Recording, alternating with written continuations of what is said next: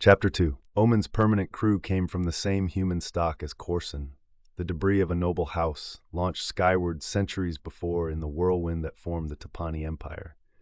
The Sith had found them, and found them useful. They were skilled in commerce and industry, all the things the Sith Lords needed most, but never had time for with their world-building and world-destroying. His ancestors ran ships and factories, and ran them well. And before long, mingling their blood with that of the Dark Jedi, the Force was in his people too. They were the future. They couldn't acknowledge it, but it was obvious. Many of the Sith Lords were still of the crimson-hued species that had long formed the nucleus of their following. But the numbers were turning, and if Nagasato wanted to rule the galaxy, they had to. Nagasato, tentacle-faced, Dark Lord, and heir to ancient powers.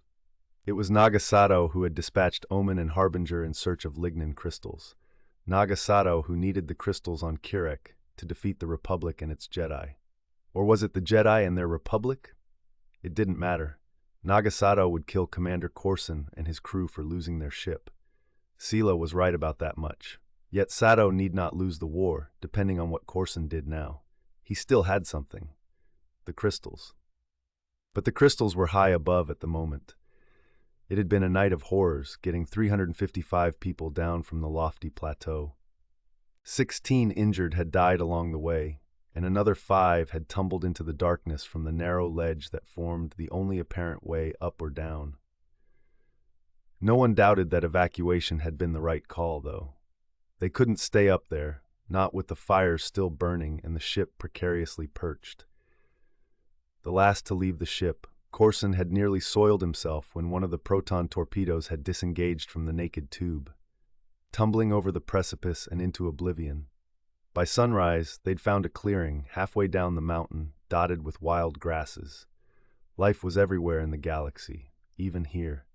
It was the first good sign. Above, Omen continued to burn. No need to wonder where above them the ship was, Corson thought. Not while they could follow the smoke. Now walking back into the afternoon crowd, less an encampment than a gathering, Corson knew he never need wonder where his people were, either. Not while his nose worked. "Now I know why we kept the Massassi on their own level," he said to no one. "Charming," came a response from over his shoulder. "It should say they are not very happy with you either." Ravalan was a red Sith, pure-blooded as they came. He was quartermaster and keeper of the Massassi, the nasty lumbering bipeds that the Sith prized as instruments of terror on the battlefield. At the moment, the Massassi didn't seem so formidable. Corson followed Ravalan into the fiendish circle, made even less pleasant by the stench of vomit. Florid monsters 2 and 3 meters tall sprawled on the ground, heaving and coughing. "Maybe some kind of pulmonary edema," Sela said, passing around purified air canisters salvaged from an emergency pack. Before connecting with Devore and securing a place on his team, she'd been a battlefield medic, though Corson couldn't tell from her bedside manner, at least with Massassi. She barely touched the wheezing giant. "We're no longer at elevation, so this should subside, probably normal." To her left, another Massassi hacked mightily and mutely regarded the result, a handful of dripping scar tissue. Corson looked at the quartermaster and asked dryly, "Is that normal?" "You know it's not," Ravalan snarled. From across the clearing, Devore Corson charged in, shoving his son into Sela's hands before she was done wiping them. He seized the brute's massive wrist, looking for himself. His eyes flared at his brother. "But Massassi are tougher than anything. Anything they can punch, kick, or strangle," Corson said. An alien planet, however, was an alien planet. They hadn't had time to do a bioscan, and all the equipment was high above. Devore followed Sela, backing away from the sickly Massassi. 80 of the creatures had survived the crash. Corson learned that Ravalan's assistants were burning a third of those survivors, even then, over the hillside. Whatever unseen thing it was on this planet that was killing the Massassi, it was doing it quickly. Ravalan showed him the stinking pyre. "They're not far enough away," Corson said. "From whom?" Ravalan responded. "Is that depression a permanent camp? Should we remove to a different mountain?" "Enough, Rav. No witty comeback. I'm surprised. You at least planned that far ahead." Corson had fenced with Ravalan on earlier missions, but now wasn't the time. "Izaid, enough. We've surveyed below." You saw it. There's nowhere to go. There were beaches at the bottom of the bluff, but they terminated against the oily cliffs that began the next mountain in the chain. And going farther along the chain meant trips through tangles of razor-sharp brambles. We don't need an expedition. We're not staying. I should hope not, Ravelin said, his own nose turned by the smell of the fires. But your brother, Captain Corson's other son, feels we shouldn't wait to return. Yaru Corson stopped. I have the transmitter codes. It's my call to make. He looked up at the second, more distant smoky plume far above. When it's safe. Yes, by all means, when it's safe. The commander hadn't wanted Devore on the mission. Years earlier, he had been relieved when his half-brother had abandoned a naval career, drifting into the Sith's mineralogical service. Power and riches were more easily had there, searching for gems and force-imbued crystals. With their father's sponsorship, Devore had become a specialist in using plasma weapons and scanning equipment. The recent conflict with the Jedi found him in high demand, and assigned, with his team, to Omen. Corson wondered whom he'd played a joke on to deserve that. He'd been told Devore officially answered to him, but that would have been a first. Not even Sith Lords were that powerful. You should have kept us in orbit. We were never in orbit. Corson recognized the voice of the navigator, Markham, coming from over the dusty rise. He already knew the other one.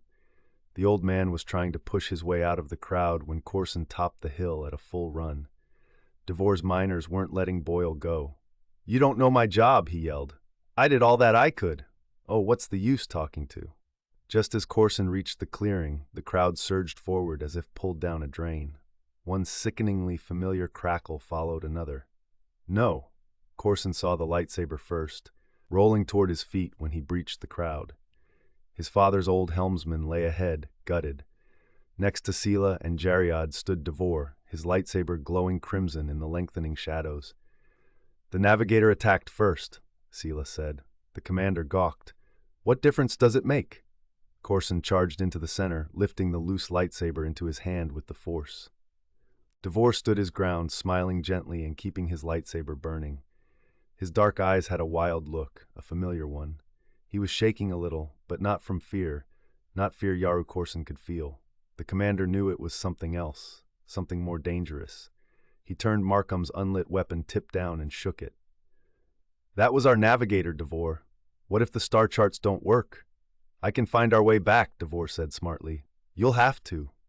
Corson grew conscious of the mix around him. Gold-uniformed miners in the circle, yes, but bridge crew, too. Arid-faced Sith, not Ravelin, but one of his cronies. He was undeterred. This is not going to do any good, any of you. We wait here until it's safe to return to the ship, that's all. Sela straightened, emboldened by the supporters around. When will it be safe? In days? Weeks? Her child wailed. How long must we last until it's safe enough for you? Corson stared at her and breathed deeply. He threw Markham's lightsaber to the ground. Tell Ravelin there's one more for the pyre.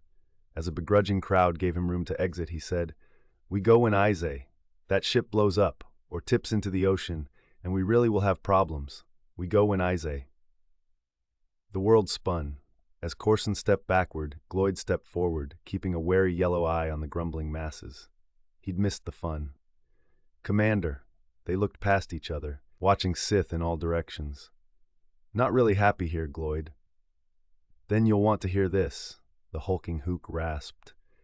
As I see it, we've got three choices. We get these people off this rock in whatever will fly, or we look for cover and hide until they all kill one another. What's the third choice? Gloyd's painted face crinkled. There isn't one, but I figured it'd cheer you up if you thought there was. I hate you. Great. You'll make someone a fine Sith someday. Corson had known Gloyd since his first command. The Hook was the kind of bridge officer every Sith captain wanted, more interested in his own job than in taking someone else's. Gloyd was smart to spare himself the trouble. Or maybe he just loved blowing things up too much to want to leave the tactical station.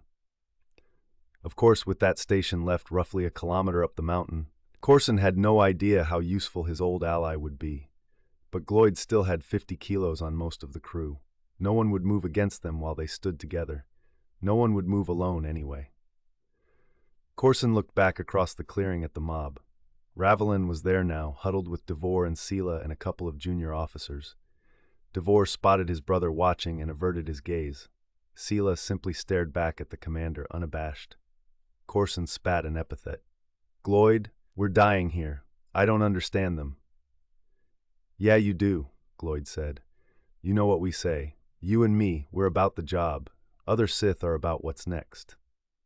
The Hook plucked a scaly root from the ground and sniffed it.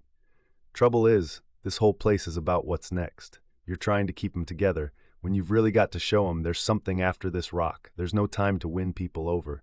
You pick a path. Anybody won't walk it." "Push him off?" Corson grinned. It really wasn't his style. Gloyd returned the smile and sank his teeth into the root. Wincing comically, the gunnery chief excused himself. They wouldn't be living off the land. Not this land, anyway.